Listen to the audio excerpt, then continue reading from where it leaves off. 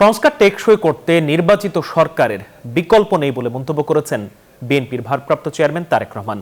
চুয়াডাঙ্গার town hall মাঠে জেলা বিএনপির সম্মেলনে প্রধান অতিথির বক্তব্যে তিনি একথা বলেন।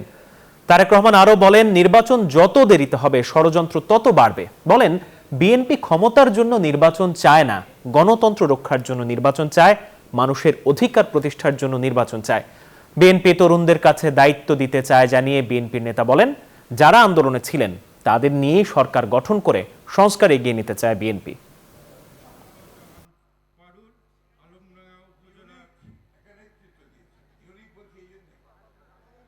সকল সংস্কারের বাস্তবায়ন একমাত্র সম্ভব, সূচনাও একমাত্র সম্ভব, বাস্তবায়ন করাও একমাত্র সম্ভব শুধুমাত্র একটি প্রকৃত নির্বাচনের মাধ্যমে। যদি প্রকৃত জনপ্রতিনিধিরা নির্বাচিত হয় তাহলেই একমাত্র সম্ভব। বাছাই করা আলু আর স্পাইসি সিজনিং এ প্রাণ পোটাটা চিপস নাকি বিস্কিট খেয়ে বোঝে নাও।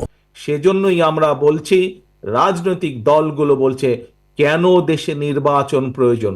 দেশের নির্বাচন যত দেরি হবে, প্রিয় সহকর্মীবৃন্দ, প্রিয় ভাই বোনেরা, এটি হচ্ছে বাস্তবতা, তত ষড়যন্ত্র বৃদ্ধি পাবে।